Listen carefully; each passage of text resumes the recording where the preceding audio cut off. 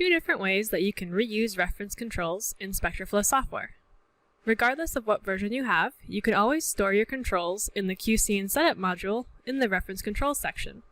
When you store your controls here, they are normalized based on the instrument's QC, and updated based on your daily QCs for any changes that have occurred in the instrument from day to day. The other way you can store controls, starting with SpectroFlo version 2.2 and later, is directly in the acquisition module inside your experiment in the reference group.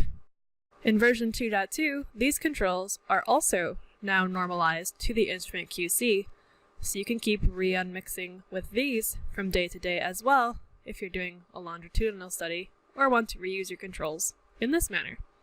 Let me show you how this is done. Before you record any controls on the system, it's important that your system is nice and clean. Often I'll do an overnight contrast soak on the system and flush it out the next day when I want to run and store controls. Also, you want to make sure that your system has been turned on, warmed up, and is passing QC. If none of those conditions have been met, don't bother running controls.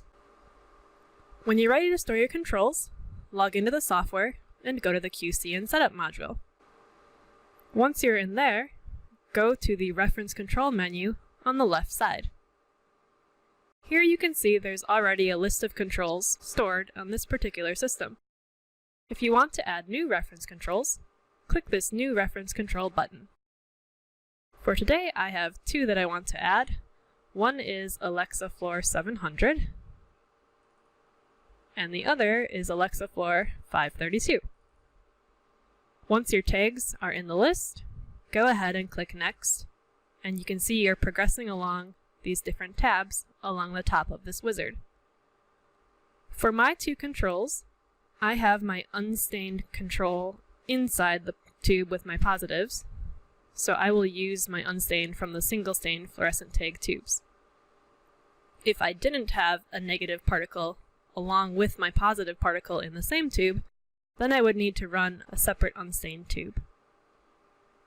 Both of the controls I've made today are beads. For my AlexaFlo 700, it is labeled with CD27, and my AlexaFlo 532 is labeled with CD8. I'll click Next to go to the Adjust Settings menu. This page is so you can preview your tubes and make sure your signals are all on scale, and you can optimize your scatter gains to place your beads or cells on the plot. I'm going to go ahead and load one of my tubes onto the system, and I'm going to use the Cytek assay setting. Once my tube is on, I can click Start. It'll take a few seconds for the system to boost my sample up to the flow cell and start displaying the data on the plots. Once I'm previewing, I can adjust my scatter. Maybe I'll bring down my forward scatter and side scatter a little. And I'll bring down the side scatter blue as well. And click Restart to refresh the plots. I'll move my P1 gate onto my singlet beads. And everything looks great. If you'd like, you can go through and preview all of your tubes this way. I happen to know that these tubes will be on scale, so now that I have my scatter optimized, I'm going to stop and continue on to the next tab. If for some reason you encountered any fluidic issues while you're here in this wizard, maybe you got a bubble in your sample line or a clog, you can now use this Sit Flush button to flush sheath fluid back down the sample line, or the Clean Flow Cell button if you'd like to run some water or some bleach through the system to help recover. Alright, I'm going to click Next. On this tab, the Run Controls tab, I can store my controls in the system. It's important that you follow the order in this list, and you can see that the active tube is indicated by this green tube pointer. Also, if you happen to be storing particularly small particles, you can change the scales for the scatter to be log scale so it's easier to see your populations and gate on them. The particles I'm running today are several microns large, so I'm going to get rid of the log scaling and put it back into linear for my tubes. I'm going to find my CD8 AlexaFlo 532 and load it onto the cytometer. Once it's loaded, you can see my record button has become enabled. I'm going to change my default events to collect to 3000 just so it goes a little faster here for this demo. By default, for all of the bead controls, the events to collect will be set at 5000 events, and for cells it'll be set at 15,000. If you need more, feel free to increase it in order to capture enough positive events from your sample tubes. I'm going to click record. My sample will boost into the flow cell, and once it's done boosting, my events will start displaying on the plots. The software will automatically preview the sample for 7 seconds before it starts recording the file. Now you can see it started to record, and my progress bar is increasing to meet my stopping criteria of 3000 events. I'm going to adjust my negative and positive gates while it's recording. You can evaluate the spectral signature for your tubes on the plots on the right. My first tube is done recording. I'm going to unload it, and the software will automatically execute a double sit flush between each tube. That's to make sure that there are no beads or cells carrying over from any of your tubes, as it's incredibly important to store the best reference control possible since you're going to be reusing it day after day. Okay, I went ahead and loaded my next tube, the CD27 AlexaFlo 700, onto the system. I'm going to go ahead and click record and wait for that sample to start displaying on my plots. Another thing to note here is that this histogram here is showing R4, which is linked to these black bars over here. If I wanted to move the black bars around to look at a different channel, I can just click and drag it to whatever channel I want to view on my histogram. I'm going to go ahead and move my negative and positive gates, and whatever is in my positive gate here is going to display on my spectral plot to the right. Okay, I'll unload my tube, wait for the sit flushes, do any last minute gating adjustments, then click next. On this page, I have the option to compare my controls to stored controls in the system, and if I had stored controls in the system, I would get a similarity index value here from 0 to 1. If the control I ran today in black was very, very similar to a stored control, which would appear in red, I would get an index of 1, which means they are identical. If they were not similar at all, the value would be closer to 0. Since I don't have any controls stored in the system yet, you can see my similarity index is NA. Once I'm done here, I can click Save, and my controls will appear in this list. To verify that, I could find the tag, here's one, AlexaFlo 700, and expand it, and I can see here's the CD27 beads that I recorded today, November 12th, in the admin account. Now, if I wanted to save these two controls as benchmarks in the system, I can click this benchmark icon here. I'll select the two controls. One was AlexaFlo 700, and it was my CD27. The other was AlexaFlo 532, and that was my CD8. If I want, I can preview the controls by clicking the preview button to make sure I am happy with the spectra and that these spectra match my fluorochrome guideline signatures. I can exit the preview by clicking here, and when I'm ready to go, I click Save. Now, if I were to update those controls, perhaps I got a new lot or I'm trying a new vendor's dye, I can click which one I want to update. Maybe I'll rerun the AlexaFlo 532, so I'll check that. I'll click Next. Again, I could preview my tube here if I want to. I'm going to skip it this time and go straight to the Run Controls tab. I'll load my CD8 AlexaFlo 532 once more, and click Record.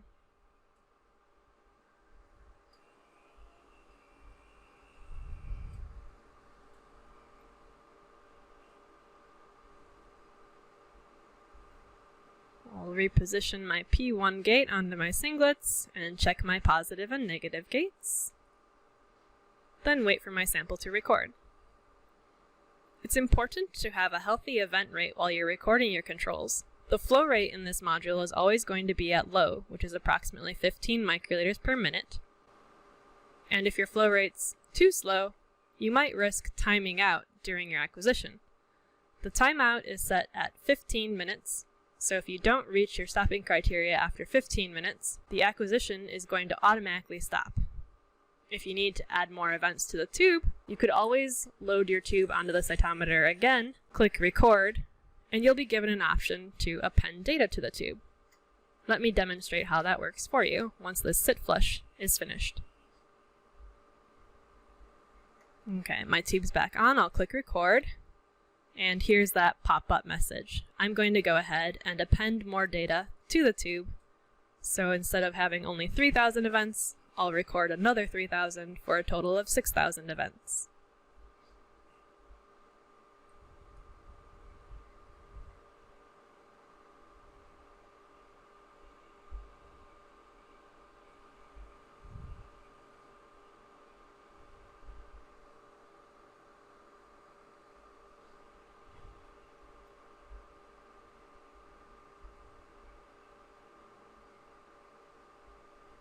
When the recording is done, I'll unload my tube and let it sit flush. Now when I go to the next page for the QC controls, since I've stored a control in the software for comparison, now I'm getting a similarity index result. You can see my result here is 0.99999, essentially 1. So these two controls from the one that I stored in the system a few minutes ago and the same tube rerun just now are identical. I'm going to click Save to store my updated control. If you want to delete controls from this section, you simply click the control you want to remove, right-click on it, and you'll get this delete option. I'm not going to delete any of these controls here, but that's where it is if you need to remove controls from your system. That's how you can store controls in the QC and Setup module. To use these controls in your experiment, let's go over to the Acquisition module and make a new experiment. I'll leave it as Experiment 1, and I'll choose the AlexaFloor 532 tag I just added, and the AlexaFloor 700 tag. Click Next. For my reference group, I'll click Add Reference Group. I don't need to record these two tubes in the experiment because they're already in my reference control library. So I'll go ahead and delete these. I do want to keep my unstained cells tube so that I can extract autofluorescence from my multicolor sample for that day. Click Save and click Next. Feel free to add markers and keywords and adjust your stopping criteria as needed for your experiment. I'm going to quickly click through and save and open. Now, I don't have an unstained tube in front of me, but just for the sake of demonstration, I'll load a tube on the system and record something.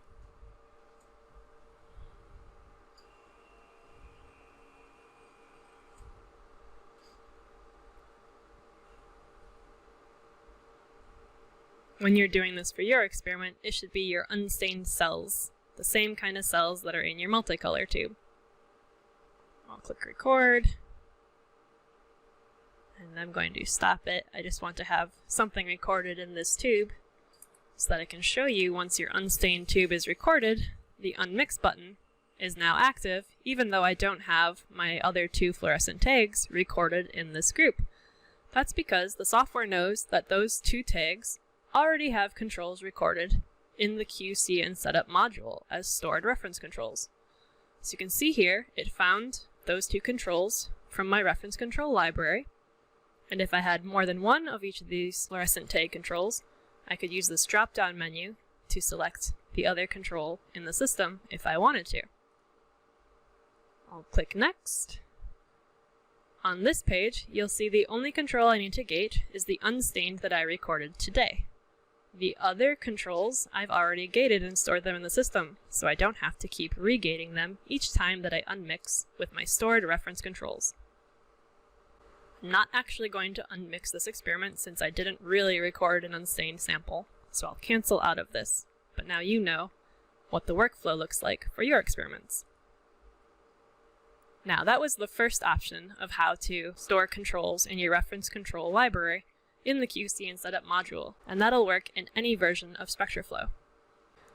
I'm going to close this experiment and show you how to reuse controls in SpectroFlo version 2.2 or later by storing them directly in the experiment. Let's go ahead and make a new experiment. I'm going to use the same two controls I've been using, the AlexaFloor 532 and the AlexaFloor 700. Click Next to move to the next tab. I'll create a reference group. It'll, by default, create a tube for each of my controls. I'm just running beads today. And I'll always need my unstained cells. Again, you want to run the unstained cells that match your multicolor cells. Click Save. Now you can see my reference group has been created. And perhaps I'll add one more group for my multicolor samples. Click Next to go to Markers, and feel free to type in any tags that you have. Click Next. Feel free to drag and drop keywords if you'd like, and modify those as needed. Then go to Acquisition. I'm going to set my stopping gate on P1, which for the default raw worksheet is off of forward versus side scatter. And I'll record just 3000 for this demo. Then I'll save and open my experiment. I quickly went and made an unstained beads tube. Again, for your real experiment, you want to run unstained cells that match the same cell type that's in your multicolor sample. Let's go ahead and click Start after I've loaded my tube, and wait for that sample to boost up to the flow cell.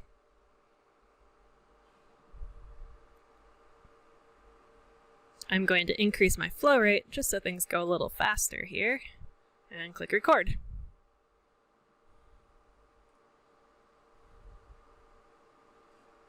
Once the recording's done, unload your tube, wait for the sit flush to finish, then load the next tube. Click Start. Once the sample has boosted and my events start displaying in the plots, I'll click Record to save it.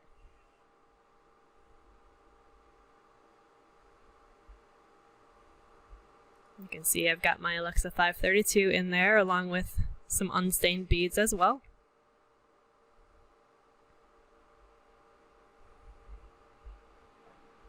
When that one's done, unload it. Then on to my last tube, the CD27 AlexaFloor 700. I'll click Start.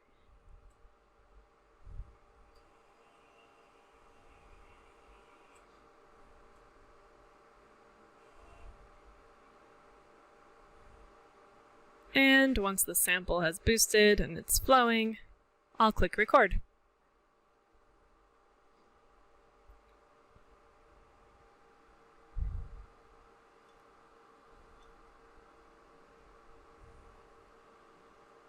Okay, all of my controls are recorded. If I wanted to, I could go ahead and unmix my experiment. Click Next, and hold the Control key while placing P1 to apply it down to every scatter plot here.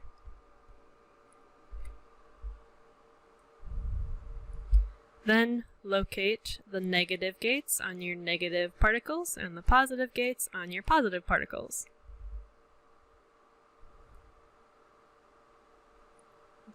You can click Next to use the QC controls section again to make sure that the control you ran today compared nicely with the control stored in the system.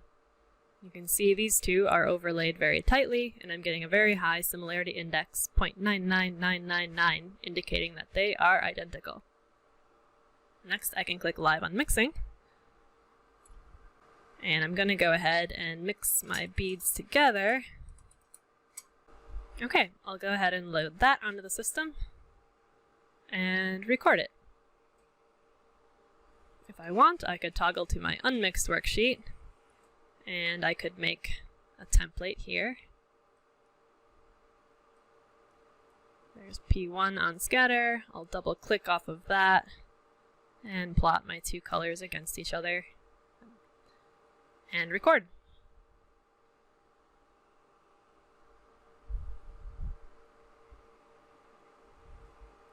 Once my sample's done, I'll unload it from the system. I'm going to rename my experiment today and save it. And I'll go ahead and save my unmixed worksheet as well. Now, my controls are all stored, and in SpectroFlo 2.2 and later, these are now normalized to the QC from today. If I want to come back tomorrow, or even next week, and use those same controls to unmix a new set of samples, I've got a couple of options. One is I could go back into this experiment and continue adding tubes and re-unmix as necessary. Another option is I can right-click on the experiment, I can duplicate it, open it up, maybe I'll rename it, maybe it's now tomorrow. I could delete my old tube if I didn't want it in my current experiment, add new tubes, and I could record more multicolor samples. If you ever run into issues where your multicolor samples unmixing doesn't look right, you can always come back and check your controls. You can re-unmix. You could also overwrite any of these old controls with fresh controls for that day and try re-unmixing with new controls or even a mix of old and new controls to make sense of your multicolor sample.